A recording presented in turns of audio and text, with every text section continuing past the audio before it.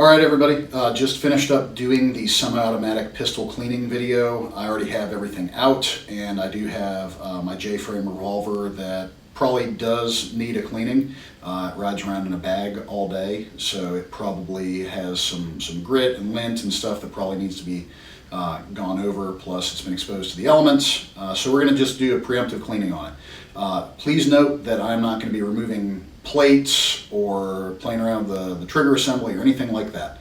On a revolver, these are not disposable parts. So when you have an issue with a revolver, usually some guy with magnifying glasses and very fine files is doing some work to that. So if you don't know what you're doing with a revolver, probably stay out of there and let someone qualified to do the gunsmithing work. We're going to be going over barrel, cosmetics, chambers in the cylinder, lubricating a little bit, but for the most part, we're going to stay out of the internals on these unless you know what you're doing.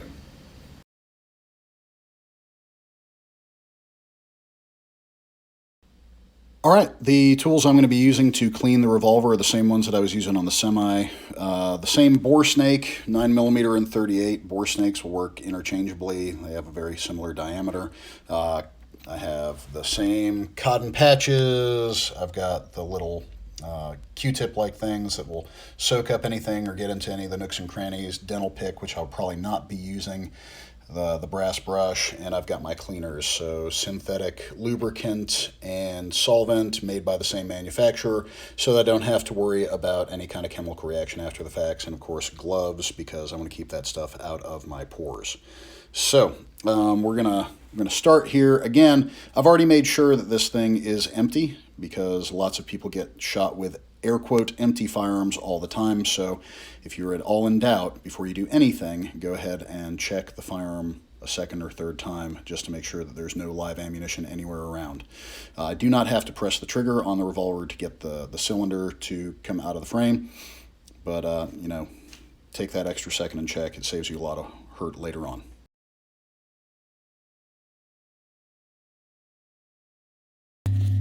To open the cylinder, hit that release, and then ensuring that everything is unloaded and empty, no live ammunition anywhere, no way that I can shoot myself with this thing. What I like to do is to start by spraying everything down to include each individual chamber inside the cylinder. I get into the areas where there's going to be some fouling. This gun sees very little use. It was a backup gun for a number of years, and these days it mainly just rides around inside my gym bag because I've been working out and seeing people that I've arrested for various things at the gym next to me. So I carry a blaster there.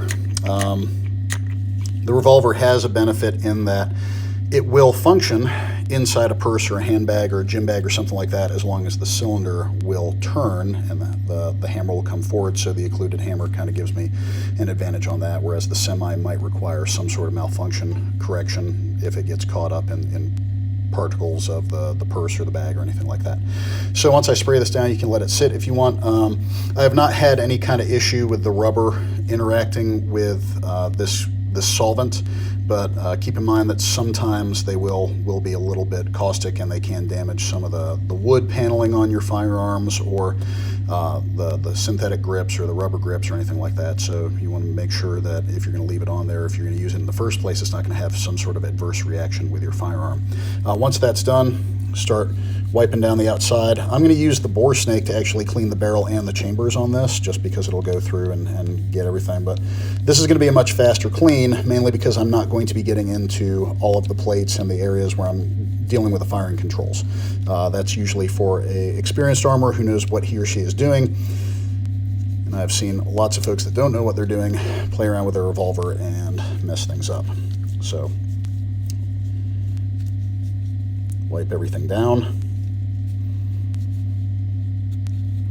I've been using this thing off and on for about 15 years now, and it was a work gun, so you'll notice that some of the polish and the finish is coming off.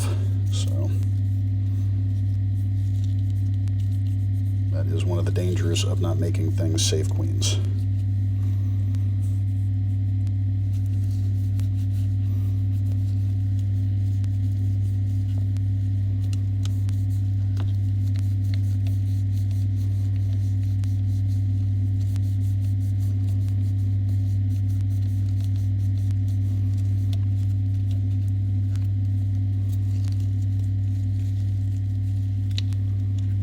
do like to get in behind the extractors just to make sure there's no kind of grit or debris in there. I'll actually be dropping a bit of oil in that area as well, but you can see that as I spin this around, it should be pretty clean by the time it comes out. Not a lot going on there. So all I'm looking to do at this point is to make sure that there's nothing built up inside the frame of the firearm that would keep the cylinder from turning. Not a whole lot going up here. I'm looking at the firing pin channel. That looks clean. Again, there's going to be wear marks on this because it was a working gun. It was carried for a long time. So what I'm looking for are things that are sharp or shiny or look like they're recently broken. Those would all be a clue. So that's about as far as I'm going to treat this to a cosmetic bath on the outside. As far as cleaning the internals, what I will do is take the bore snake, feed it again from chamber side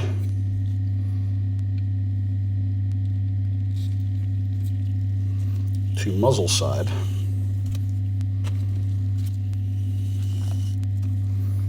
Pull it through one time.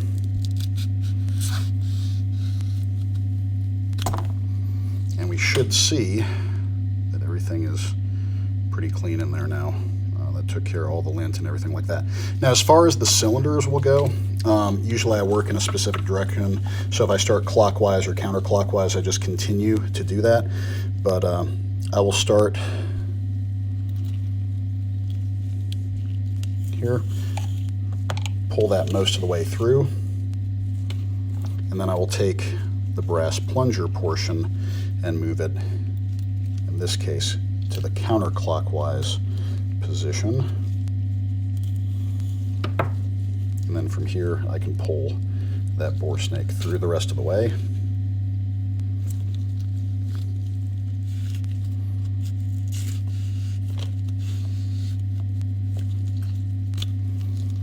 And then keep going this way. And that way, I don't lose track of which ones I've done. It just keeps me oriented. I know I've got to go through 5. Just keep working through it in this direction. And that way, when I get done with this, I'll have cleaned the barrel, I'll have cleaned all of the individual chambers. The outside will be clean, and we'll drop some oil on it.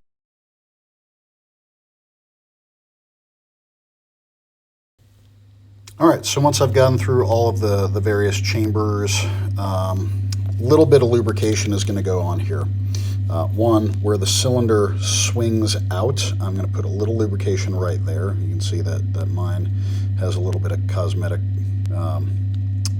tarnish there, but also that is a friction bearing point, right? That's where things are going to move around. So I will put a drop or two of oil there and kind of move it around so that will be lubricated.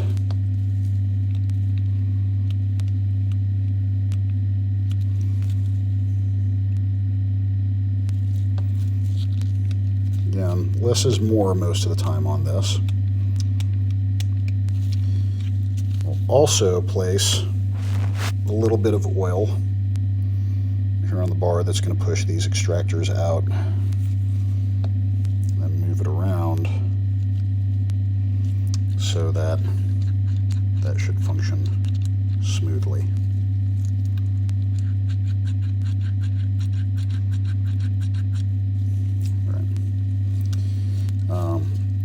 Depending on who you talk to, a drop on either side of the trigger, which should allow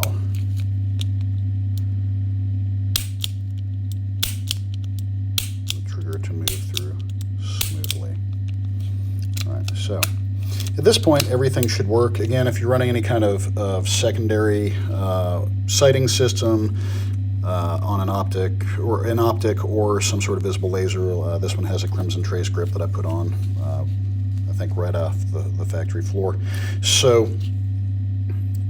good time to check the batteries on that. If you have to remove the grip to check anything inside the stocks here, that's another good time to do this. But for the most part, this is going to service your Revolver as a basic user level clean. Again, you start having skip cylinders, light primer strikes, things not working the way they should. Revolvers are one of those areas where if you do not know what you're doing, probably consult a qualified professional, because these things do have a bunch of smaller moving parts.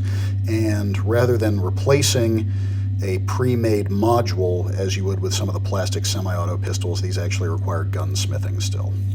All right. All right, everybody, this is our video for today. If you enjoyed the information and thought it was useful to you, please like the video and consider sharing it with somebody that might benefit from this information. Written copies of these are usually put up on our blog within a few days on sparrowdefense.com. Social media, you can follow us on Facebook and Instagram. We are Sparrow Defense there. And until next time, please be safe.